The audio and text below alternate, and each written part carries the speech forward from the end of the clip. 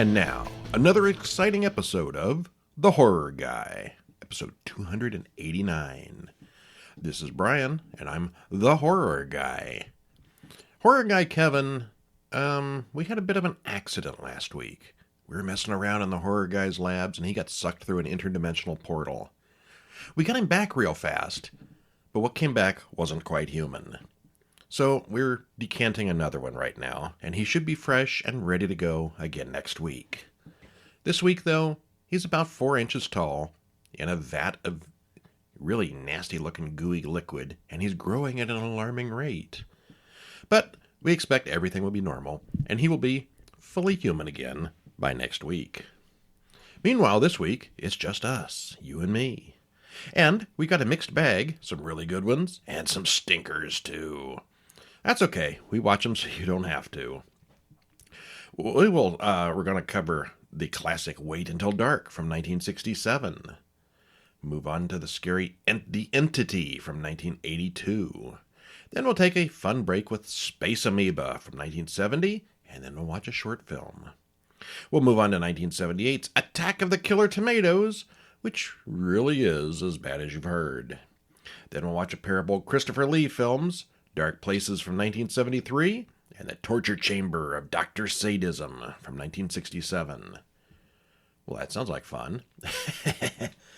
All right, and as always, we're brought to you by the Horror Guys Guide books. You can go over to horrorguys.com/books, or go to horrorguys.com and click on store. And we've got the Horror Guys monthly books. We've got the Guide to Vincent Price and Christopher Lee. We got all the old dead guys. They're good. And we've also got Horror Bulletin Monthly, where we collect all our reviews every month. Issue 34 is available right now. Just go over to horrorguys.com, click on Monthly Magazine, and it'll be there for you. All right, well, let's start with the oldies first. The Torture Chamber of Dr. Sadism, 1967. Could that be a better title? Yes, it could. It's also known as Blood Demon, or The Snake Pit and the Pendulum. Directed by Harold Raynal, written by Manfred Kohler and Edgar Allan Poe. Not really, but he's on there anyway. Stars Lex Barker, Karen Dorr, and Christopher Lee. Hour and 24 minutes, trailer in the show notes. Spoiler free, it's loosely based on Edgar Allan Poe's work, but it's kind of a mishmash of The Pit and the Pendulum, with living dead and weird science and dark magic. The music was kind of mismatched for the seriousness sometimes, and is a little draggy also, but overall, we did like it. It was pretty good. Well, a jailer, judge, and executioner walk into they walk into a cell where Count Regula has been found guilty of torturing and murdering people. He's killed 12 people and is sentenced to be quartered. The Count swears to destroy the judge, Roger von Marienberg, and his entire family in retaliation. They put a mask of spikes on the Count, and lead him on the long walk outside as the credits roll. Out in the village square, they tie his arms and legs to 4 horses, and then whip the horses. That's gotta hurt. 35 years later, people are still talking about the execution of the old Count. Roger Montalese is a lawyer, and an old man gives him a letter from Count Frederick Regula, offering to tell him about his past. A woman related to the old Baroness gets a letter as well. Roger arrives in town and asks about Castle Enderby. People run away when he even says the name. He watches a religious procession to drive out the man-eating monster in the valley. That's where Count Regula killed the 12 virgins and was quartered. An old man warns him not to go, as Count Regula died 35 years ago. Roger tells the old priest in the carriage that he doesn't know who his parents were or where he was born. He's going to the castle to find some answers. Why he thinks he'll have answers there, it's not quite clear. Roger's carriage interrupts a bunch of highwaymen about to kidnap Lillian von Brabant and her servant Babette. They just happen to be going to the same place, and they all share a carriage. She has a similar letter about her mother's estate. Well, they arrive at the castle, but it's a burned-up ruin. There's an old man camping there, and as they drive away, what's left of the castle collapses completely. The coachman insists on returning to town, at least until the priest pulls a pistol. They pass mannequins in the trees. There are arms and legs everywhere. Very creepy. Night falls, and they're all lost in the forbidden forest, much to the driver's dismay. There are bodies hanging from nooses on the trees, and the carriage runs over a few on the road. The driver has a heart attack and dies. Roger and the priest, Father Fabian, get out to check on all the corpses, and a strange man takes the carriage and the women. Roger and Fabian find the ruins of Castle Endemai and Regula's tombstone. They find an underground passage that leads to a whole complex of rooms. The strange man who took the carriage comes to greet them. He's Anatole. The women are there, and Lillian plays the piano. She doesn't seem to recognize either Roger or the priest. Anatole says he gave her a drug to calm her, but that doesn't seem right to Roger. Babette is there as well, and she seems normal enough. Father Fabian admits that he's just a robber, not really a priest. Lillian comes out of her delusion and is terrified. They find a painting on the wall of both Lillian and Roger. Fabian comes in yelling that Babette is being tortured. She's tied to a big contraption that is slowly going to lower her onto spikes. Roger and Fabian are on the other side of a locked door. They break in to save her just in time. She says it was Anatole who put her in that trap. Anatole chases Babette some more, and Fabian shoots him. "I've been dead for years. They hanged me. I'm invulnerable," Anatole laughs maniacally. He shows them Count Regula's body, encased in glass. His spirit is still intact. He shall live again. Fabian gets locked in a room with no doors, as Anatole works a ritual to revive the dead Count. The Count, still in his mask of spikes, wakes up. He's pale and scarred, but looks much better than expected. Anatole reports that Lillian and Roger are the daughter and son of the Count's enemies. The Count delights that he's found the secret to immortality. "In order to succeed, I needed the blood of 13 women. I found 12. The 13th was supposed to be Lillian's mother, who turned him in. Roger's father was the judge who sentenced him to death. Lillian will be the 13th virgin. Roger is tied down in a room full of rats as a pendulum lowers toward him. The pendulum starts swinging. The Count tells Lillian to run and save him, hoping her fear will grow, which he needs for his ritual. It's all based on fear. She's chased by vultures, lizards, and tarantulas. Then she's put into a room with a pit full of snakes, while standing on a slowly retracting drawbridge. "A few more seconds and my vengeance is complete," smiles the evil Count. Roger helplessly watches the pendulum slowly lower toward his belly. The blade cuts the ropes holding him down before they get to him, so he escapes. Fabian just happens to be there to help him out. Roger bursts into the secret lab and interrupts the process, since he's carrying a cross. He swings the cross, joking that he has a pendulum that will destroy them. The Count and his butler cringe at the sight of the cross as their time runs out. Anatole, the Count, and the dead woman all turn to dust, and the dungeon begins to collapse. Fabian and Babette ride up in their carriage to pick up Roger and Lillian asks if it was all just a bad dream, and he says it could have been. Okay, well, no, there's no character at all here called Dr. Sadism, or anything close to that in this film. It's just a completely misleading title. It's a very Roger Corman-like, gothic-looking film from the 60s, but the modern music in the soundtrack really throws off the vibe. The music's almost comical at times, but the film is completely serious otherwise. It's got some very good visuals, although it's also really tame by modern standards. It's got some really good sets. It's like being in one of those Halloween haunted house attractions. It's campy and corny, but it's got all the staples. It starts to drag a bit right about the time Christopher Lee makes his big appearance, but once Roger and Lillian get into the traps, it picks up again. I'm amazed that this is not better known, as it's quite good if you like those older kind of gothic films from the 60s. Hardly ever hear of this one. Probably because it's got 3 names. And next up we have Wait Until Dark from 1967, directed by Terrence Young, written by Frederick Knott, Richard Carrington, and Jane Howard Hammerstein, stars Audrey Hepburn, Alan Arkin, Richard Crenna, and Ephraim Zimbalist Jr.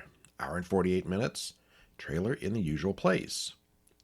Spoiler free, the suspense in this one builds nicely once it gets going. The cast was excellent, and it all played off each other well. It's a classic worth checking out. It's kind of debatable if this is horror or not, I suppose, but about a blind woman dealing with a serial killer in a dark place, all alone. So, it's no different than Halloween. It's just not supernatural or anything. Well, we begin in Canada. A man stuffs a little heroin bags into a doll and sews it up. He gives the doll to Lisa, who goes out to catch a taxi to the international airport. The old man calls someone about the doll as credits roll. When the plane lands, she gives the doll over to Sam Hendricks and leaves with someone who meets her there. Two guys, Tallman and Carlino, go looking for Lisa, but she's not home. A man in shades also comes to the door. He's Harry Rote Jr., and he says he's come to buy them. He wants to hire them to get the doll. He says that Lisa will pay $2,000 each to find that doll. Rote tells them that Hendricks is a photographer and that he has the doll. Turns out they're in Hendricks' apartment right now. Tallman starts searching the apartment for the doll and quickly comes across Lisa's body in the closet. The two guys decide to leave, but Rote reminds them that they've left fingerprints all over the place. They're both ex-cons who met in prison. One of them is a former cop. It's one more reason they should do what Rote wants. Suddenly, a woman comes into the apartment. She calls for Sam and comes in. For some reason, she doesn't seem to notice any of the three men. Oh, she's completely blind. She's Susie Hendricks, Sam's wife, and she doesn't stay long. She gets into the closet for a scarf, but doesn't even notice the dead body. Once she's gone, the men dispose of the body. Susan and Sam talk about the woman they heard was murdered nearby. Susie complains that Gloria is in love with Sam, but Sam laughs that she's just a kid. She's moved things around in the apartment while she was out. Susie's only recently been blinded, and she's going to school to learn the ropes, and she's still not happy about any of this. Susie is home alone, and Tallman comes in to work on her. He puts out a fire in the ashtray, which endears him to her. He claims that he's an old friend of Sam's from the Marines, using information he can see on the wall. Susie says she lost her sight in a car crash. He doesn't stay long. Then Gloria comes in, and she's an annoying little brat who throws a tantrum. The two soon make up. A loud old man comes into the apartment and makes a scene about something. It's Rote in disguise. As he leaves, Tallman returns, and she looks to him as a hero when he volunteers to stay with her. Carlino comes in as a detective, and Tallman tells him everything. The two of them manage to subtly bring up the idea of the doll and the missing dead woman. Rote comes to the door again, and she recognizes the squeaky shoes that the old man wore before. He asks if his father was here, the old man from before. Rote's father thinks a photographer is fooling around with his wife, but he's the wrong photographer. He also brings up the doll, which was supposedly made for his wife. The two men give each other hand signals, and they signal Carlino outside by flashing the window blinds. Carlino calls and tells Rote that his wife is dead, so he leaves. This is getting convoluted. Susie says Sam brought a doll like they were talking about from his recent Canadian trip. Susie starts to wonder if Sam really is involved with the murders. She doesn't want to call the police as she tries to cover up for Sam. The two of them both thoroughly search the apartment for the doll. Susie realizes all her visitors keep playing with the window blinds, and she puts two and two together about Rote and Carlino. Tallman wants to see what's in her safe, but she won't open it. Finally, he gives up and leaves. Well, we see that little Gloria has taken the doll. She sneaks in and puts it under the couch to make it look like Susie simply dropped it. Susie finds the doll and insists that they hide it. She gives Gloria instructions to go and watch the crook's van outside. Carlino comes to the door, and Gloria sneaks out. He thinks she's been looking for the doll and puts pressure on her about Mrs. Rote's murder. He suggests that the doll is in the safe, and he might have to get a search warrant. There are more telephone shenanigans, and Gloria watches them all playing phone booth outside. When he leaves, Susie calls Tallman and says she's found the doll. Gloria signals to Susie that Tallman is on it as well. Before she can call the real police, Tallman returns with Rote and Carlino behind him. Susie says the doll is in Sam's studio. She's very calm and fools him. After they leave to search the studio, Susie tells Gloria to go to the bus station and catch Sam when he returns. She then tries again to call the police, but this time the line has been cut. Susie knows they'll be coming back for her, so she breaks all the light bulbs except for one over the table. Tallman returns, and from the darkness he knows that she knows, so they talk honestly. He demands the doll, but she refuses. Rote kills Carlino outside, and then he comes in and stabs Tallman in the back before chaining the door shut. Rote pours gasoline all over the floor. He takes his shoes off so she can't hear him walking. She gets scared and offers to get him the doll. Rote torments her, but she's not willing to tell him where the doll is. She destroys the one remaining light, and she comes after him with the gasoline. He won't be lighting any matches. It's pitch black, and we don't see anything of what's going on until he opens the refrigerator door. She forgot that light. She gives him the doll at last, but he also grabs a kitchen knife. He cuts open the doll and removes the heroin. She stabs him in the dark, and he dies. She screams at the door, but she can't get the chain open. Nope, he's not dead after all. She finally manages to turn the power on the fridge out, and things go black again. There's a commotion in the dark. Did they get her? Sam and Gloria arrive with the police, who break down the door. They find Tallman and Rote, but Susie is hiding behind the fridge. She's just fine. All right. Well, this was originally a stage play, and it's obvious as there's really only just one set, Susie's apartment. It's very Hitchcockian, but old Alfred had nothing to do with this one. Really, though, how much could a little doll's worth of heroin be worth, anyway? The two hired goons were $8,000, plus there had to be plenty left over for Rote. He's just a little doll. It starts out a little contrived. It's a bit of a slow burn, but the tension ratchets up in the final half hour. By the time she figured out that Tallman was a baddie, why didn't she just give him the doll? She knew by then that there was no real murder plot involving Sam.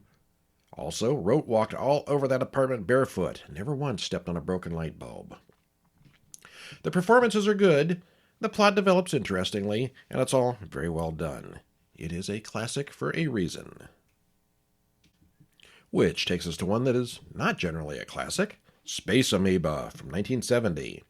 Also known as Gizora Ganame and Kamiba Kasen Nankai no Kaiju. Okay. Directed by Ishiro Honda, written by Aogawa, stars Akira Kubo, Atsuko Takahashi, Yukiko Kobayashi, and Kenji Sahara. Hour and 24 minutes. Trailer in the usual place. This one was kind of in the middle of the road among the giant creature films. It does have 4 big ones, some science fiction elements, and characters to root for. It was pretty entertaining, but not one that's going to make the best of 10 best lists. It was alright. Well, it was actually very hard to find. I think we ended up watching a really grainy copy on YouTube. I don't remember now, but we could not find this anywhere for a long time. We open on a big American rocket about to blast off into space. They do the countdown, and up it goes. It's going to Jupiter, where it will orbit for a year before trying to land there. However, it runs into space spores along the way that turn it around back toward Earth. Akira Kubo, a news photographer and passenger on an airplane, watches as the Helios spacecraft splashes down into the ocean. He meets up with Ayaki Hoshino, who tells him about a remote island paradise. It's going to be a fantastic new resort, and they want Kubo to take publicity photos. Dr. Mira, one of Kubo's old friends, is going there to study reports of alleged monsters there. It's the island near where Kubo saw that spacecraft go down. An advance party of 2 men on the island complain about the cold as they go fishing. Suddenly they're attacked by a giant squid that eats one of them. The other man gets away, but runs into island natives. Ayako and Kudo run into Obata, an annoying man who's also in the tourist trade. They get a report about the man on the island who was killed. Kudo, Ayako, Mida, and Obata, along with Riko the guide, take a dinghy out to the island. Riko runs off immediately, leaving them on their own.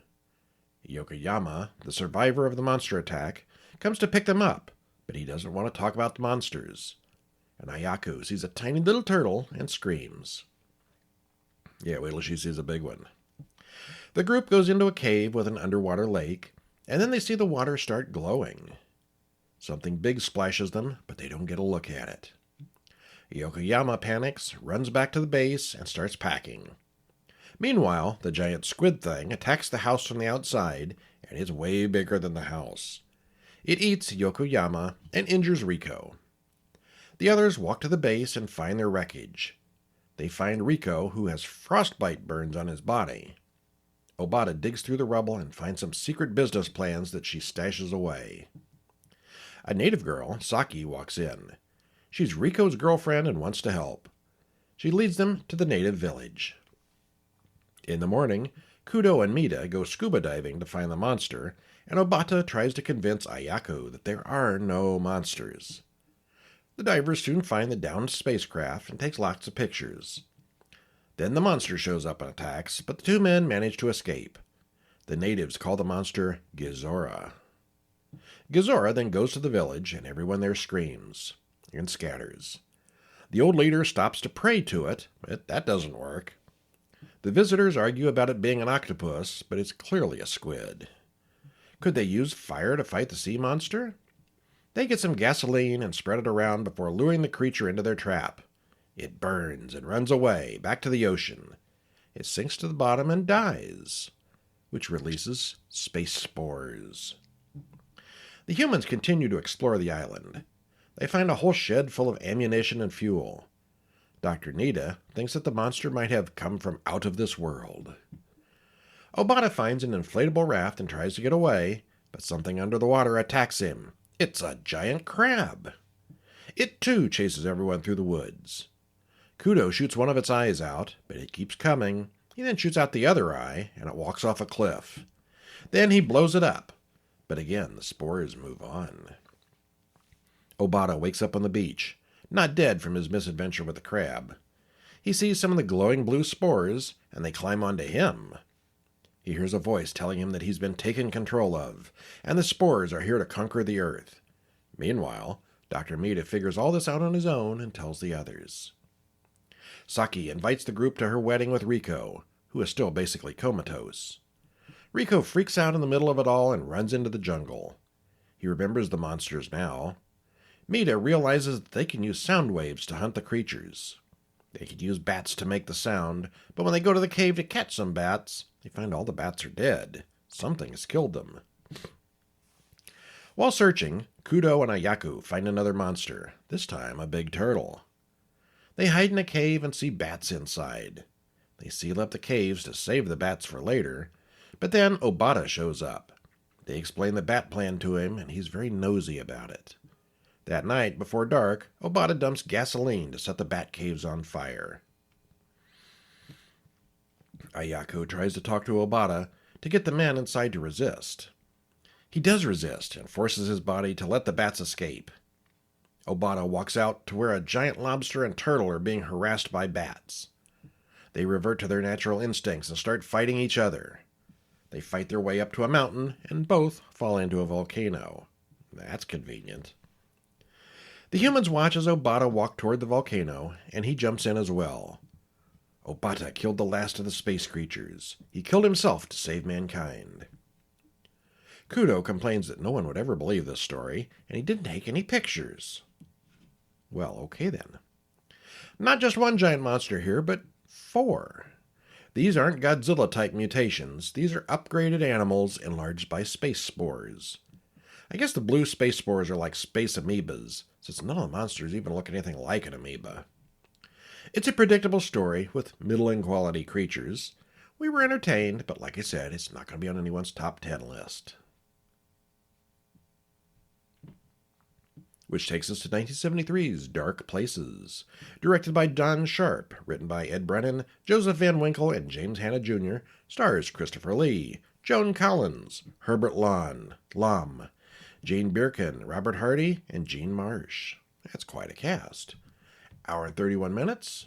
You know where to find that trailer. Spoiler-free, it's a character-driven mystery tale with some supernatural elements to it. It's not tremendously good, but it's decent and gets the job done. Joan Collins and Christopher Lee don't have a lot of screen time together, but they make the most of it. It's not too hard to guess where things are going to go here. It's a little predictable, but it's satisfying, and we liked it quite a bit. Dr. Ian Mandeville comes to see Mr. Marr, who is dying. Edward Foster complains to the young doctor that he should have been called in sooner. Old man Marr tells Edward where to find his will. "They'll come back, my children. Promise to keep my house and money for them." The old man then dies, before telling him where the fortune is hidden. He leaves as Dr. Mandeville arrives, too late to help. Well, on the way to the Marr house, Edward talks to the cabbie, who wants him not to go there. Bad things happen there. He smiles when he sees Marr's Grove, the big mansion, and doesn't like the pit that he steps into by accident. He cuts his leg badly and calls Dr. Ian Mandeville to come patch him up. They talk about the old house, and Ian warns him about the place as well. Edward tells Ian that he met old man Marr in the asylum. Old Andrew's solicitor, Prescott, talks to Edward later. Edward will stay with him until Marr's Grove is ready to inhabit. In the morning, he checks out the mansion that he's inherited.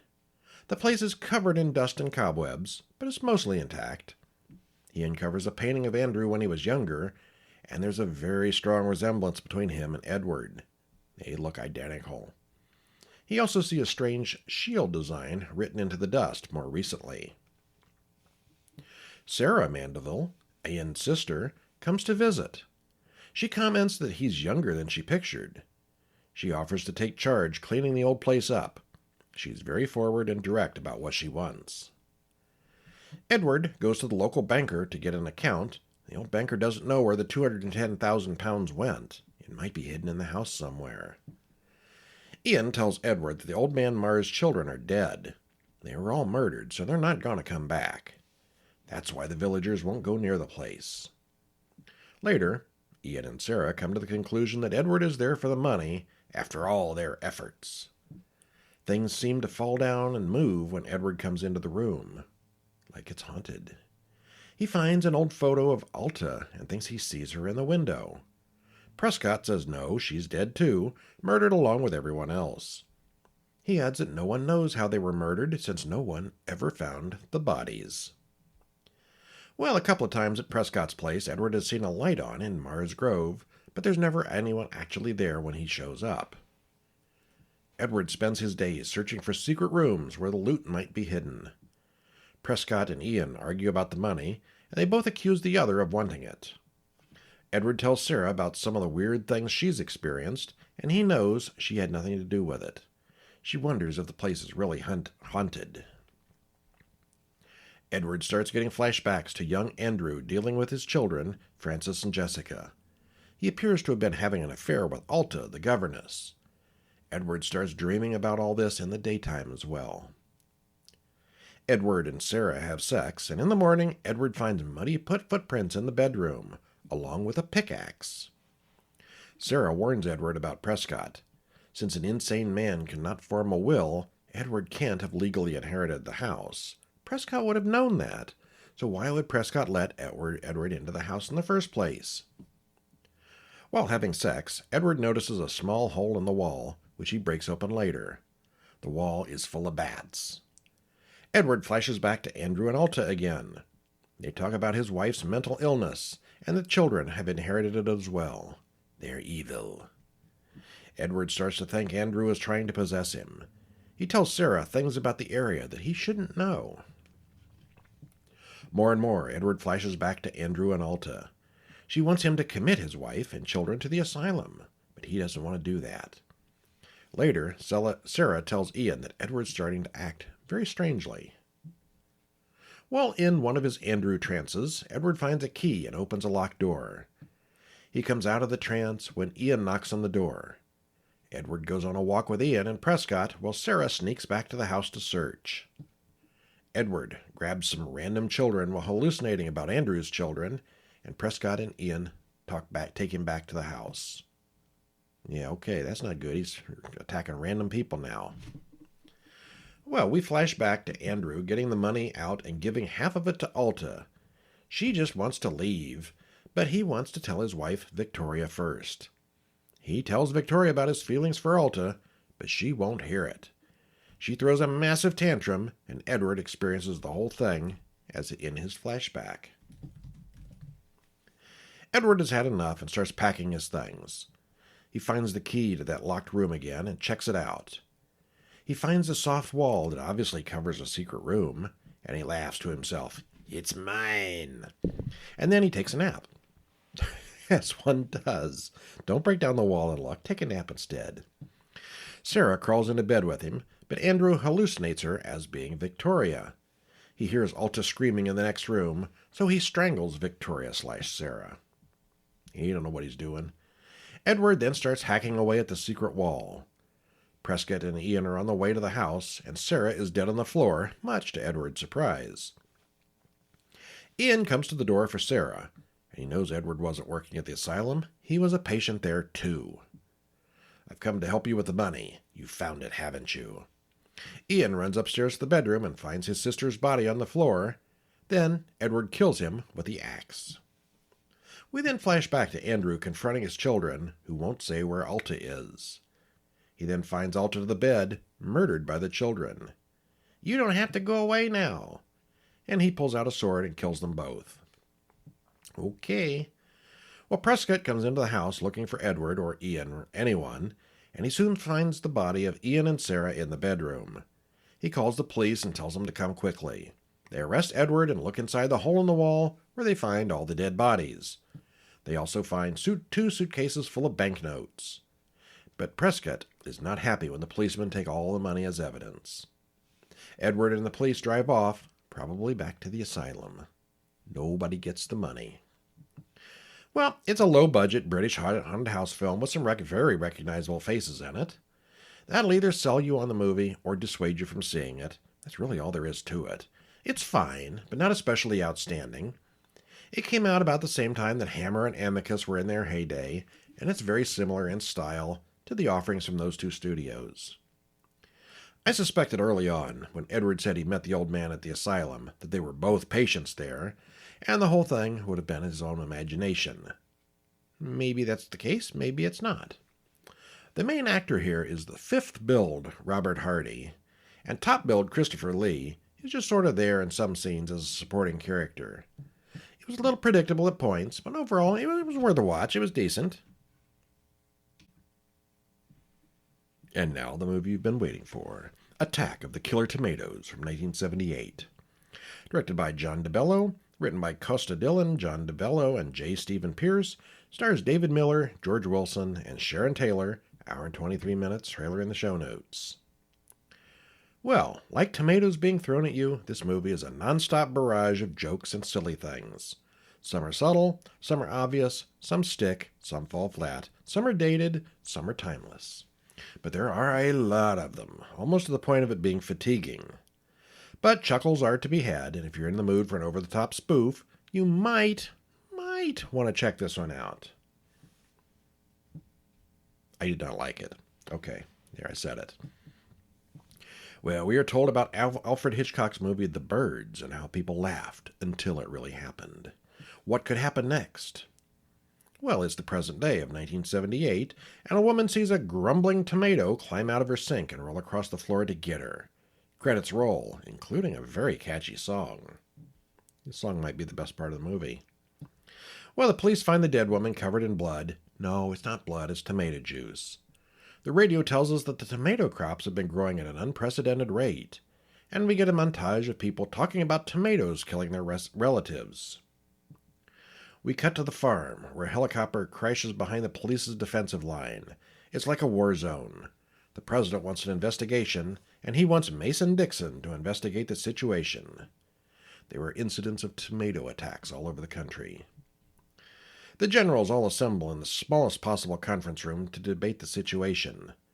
Dr. Nokitofa explains the plan, and he's obviously badly dubbed because he's Asian, and Asians are always badly dubbed. There are a few translation difficulties. Mason Dixon arrives, and he's introduced to his team of experts. We then cut to the beach, where a bunch of tomatoes have seen Jaws and reenact their favorite scenes. There's a Senate investigation, but one guy gets left out. Ace reporter Lois Fairchild watches as a bike racer is eaten by a herd of tomatoes. She's then assigned to check out the real story behind the tomatoes. She confronts Dixon about what he knows. Jim Richardson, the president's press secretary, goes to talk to a publicity guy who is a walking infomercial, at least until he breaks into song. He then gets started on the world's ultimate commercial. Dixon gets a call. They've captured an oversized tomato. Now we cut to scenes of people being assaulted by giant tomatoes. Sam Smith, the disguise expert, infiltrates the tomato camp and listens to the tomatoes making plans. There's a campfire hangout that works well for him until he slips up and asks for someone to pass the ketchup for his hot dog. Tomatoes don't use ketchup. His cover is blown. Then it's time for the army to sing a song about crushing tomatoes. Lots and lots of stuff happens with Dixon in the desert. Jim Richardson confronts Dixon, and he thinks he can control the tomatoes now. Finally, we get a crowd of people assembled as the giant tomatoes approach. Dixon gets to the stadium to play the song Puberty Love at top volume, and the tomatoes retreat. They really should have used Slim Whitman so their heads would explode. The people charge out, stomping all the tomatoes underfoot. Lois, however, is attacked by the giantest tomato of all, and this one's wearing earmuffs to block out the singing. Okay, that works. Dixon shows the song's sheet music, and it has the same effect on the tomato. Lois and Mason fall instantly in love and sing one more song to each other. After they walk off into the sunset, the carrots start planning their move. Well, many of these actors never worked on a movie before, and many of them never worked on a movie again. It's a nonstop barrage of jokes, both spoken and visual. There are almost too many jokes. Some hit and miss, but there are a lot of them. Most are pretty dated or not especially funny, and it gets old fast. It's really only barely a story. It's more like a bunch of comedy and loosely connected skits. There's too many silly jokes. Not enough killer tomatoes. I was bored to tears after 20 minutes. I'm sure I'd have thought this was hilarious when I was 6 years old, but not so much now. Next up, we have The Entity from 1982. Directed by Sidney J. Furie, written by Frank De Felitta, stars Barbara Hershey, Ron Silver, and David Labiosa. 2 hours and 5 minutes, so it's the long one this week. This was inspired by true events, supposedly. We'd say loosely based at best. It's a little on the long side, but it moves well and doesn't seem excessive. There are interesting plays between the paranormal and science trying to explain it, with the most elaborate setup to catch a ghost since Ghostbusters. I remember seeing this on TV in the, 90s probably, and you know how TV is with their cut-up censorship stuff. I thought this was just the worst movie ever. Turns out it's about a rapist ghost, and they had to cut all the good parts out to put it on network TV. It makes a lot more sense if you watch the uncut version. But anyway, Carla Moran runs to her typing class. Afterwards, she goes home and checks on her sleeping kids. Her oldest son, Billy, is a slob. She goes into the bedroom, where something invisible throws her on the bed and violently rapes her. Well, that escalated quickly, didn't it? She screams, and all 3 kids run in, terrified. There's no one there, and all the doors are locked. Was it just a bad dream? Later in the same night, things have calmed down and she's alone in the bedroom again. There's an earthquake and the room gets really cold. But it's just the bedroom. Everyone runs to the car, but only Carla felt anything. Billy didn't hear anything other than his mother screaming. The family goes to stay at Carla's friend's house for the night. In the morning, she tells Cindy what happened, but it's a little hard to believe. The rapist was there, but then he vanished. Cindy wonders if Carla's on drugs. Maybe she needs to see a doctor. Cindy's rude husband makes them all leave soon after that. They stay out all day, but they have to go home that evening. Cindy shows up, and they sleep in the same bed for safety, and nothing happens that night. On the way to work the next day, something invisible takes control of Carla's car and drives like a maniac through heavy traffic. After that, she goes to see Dr. Phil Schneiderman, a psychiatrist who orders some tests. She then goes home and takes a bath, where she's attacked again. We don't see anyone in there with her. She tells Phil that it felt like there was more than one attacker. She thinks there were 3 attackers. She has bruises and bite marks in places that she couldn't have bit herself. The doctor thinks it's some kind of psychological trauma from her past. He drives her home and goes inside, looking around the house. He says she's perfectly normal, and she still says there's something here. That night, she gets it again, right in front of Billy and the other kids. Billy gets thrown around by something invisible as well. He appears to be attacked by electricity and then passes out. She goes to talk to a whole panel of psychiatrists. She leaves, and the other doctors all think she's hysterical, and the kids are as well. Dr. Schneiderman is not convinced of their justifications. Carla's boyfriend, Jerry, comes home from his trip. He works on the road, and she wants to go with him, but that's impossible. She takes a sedative before bedtime, and the ghost does things to her as she sleeps. Phil wants Carla to check into the hospital for 2 weeks, and he's very insistent. Rather than do that, she threatens to just cooperate with the ghost and give it what it wants. They argue about ghosts, demons, and the imagination, and that evening she goes to Cindy's house, and the ghost just wrecks the place. It's not just her house anymore. Cindy and her husband see what happened, but they don't see the ghost itself. Well, she meets Jean and Joe, some parapsychologists, at the bookstore, and brings them home with her. They experience some weirdness right away and then set up their ghost-detecting equipment. That night the ghost is there, but he's very weak. They soon bring in the whole parapsychology department, and Dr. Phil is not supportive and accuses Billy of pretending to battle the ghost, which he denies. That night, Jean, Joe, and Dr. Cooley all see some strangeness, but it's not especially violent. Just as they're wrapping up for the evening, Jerry returns unexpectedly and asks what all the people were there for. She tells him what's been going on, and he's skeptical. Then he walks in on her being pinned to the bed, and that goes badly. Jerry and Phil talk, and Jerry wants out. The marriage is off. Joe and Jean come up with a plan to contain the ghost.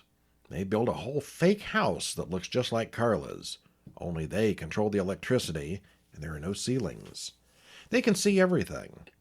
There's also a protective area that seals shut just to keep the ghost out, and tons of liquid helium to freeze it. It's quite a setup. Phil shows up, and he thinks this whole setup is probably dangerous. Night falls, and Carla goes to bed inside the fake house. Meanwhile, Phil and his boss make phone calls to get this experiment shut down. Everyone feels the room getting cold. The liquid helium starts spraying on its own, chasing Carla around the house, keeping her from the protective area. It freezes the glass in the protected area, and it shatters easily. She tells the ghost that she's finished running. It should do what it wants to her. Phil drags her out before all the helium tanks explode and freeze everything solid. The ghost is briefly trapped, but it soon breaks out. Carla goes home, and the ghost is there waiting for her. She hears it speak this time. She goes outside to talk to the kids. She's just going to roll with it now. And the attacks continue. The end. Well, it's supposedly based on a true story of a woman who claimed to be regularly raped by 3 ghosts. Okay. Every time the kids are on screen, they're shrill and screaming. I don't like shrill children in movies. It's got a lot of personal drama and talking, but surprisingly little ghost action. It's more about the conflict between psychology and parapsychology rather than ghosts. It's pretty long, mostly because it explores the topic pretty thoroughly. But overall, it was well done and holds up pretty well even today. Overall, it's worth watching. It's a good one. Just don't watch it on network TV. And now we've got our short film for the week called Sea Devil. This one's from 2014. Just recently was released publicly, though, so it's sort of 2024-ish. Written and directed by Dean C. Marcial and Brett Potter. Stars Moisey Brutus, Antoni Caroni, and Taylor Rouvier. 9 minutes, 12 seconds, trailer. No, not trailer. You can watch the whole thing right now on YouTube. There's a link in the show notes. Well, we are told that on the morning of June 22nd, 2012, an unmanned fishing boat was found in Miami, but the crew never was. We flash back to the boat picking up 2 Cuban immigrants. Cash is transferred as well. Much to their surprise, the captain puts them to work on the fishing boat to make it all look more legitimate. Makes sense. If they know how to fish, they've got a story that they back up. Well, something more than just fish enters the boat that night. It looks like a man with no legs, and he's covered in barnacles. "Put me back," he moans. It's not going to end well, is it? Well, the characters and motivations here are all believable enough. The acting is good. The prosthetics on the man they pull up from the ocean are well done. The night shots are entirely too dark. Sometimes you can only kind of guess what's going on, but it mostly doesn't happen at night. The ending is also a little too abrupt. We kind of know what's coming, but it would have been nice to have seen a little more. Overall, worth a watch. Hey, that's 6 movies in a short. I got through all of it by myself. Well, hopefully next week Kevin will be fully decanted and back to his human form, and he can read some of these for us. All right, well, that's it for this week. Stop in over at horrorbulletin.com to sign up for our weekly email newsletter, where you get all of this in your email box, as well as the podcast in another place if you want it. Of course, stop in at horrorguys.com to read the reviews individually or do any kind of searches and stuff. Buy our books at horrorguysbooks.com. And that's it for this week. I'm Brian. See ya.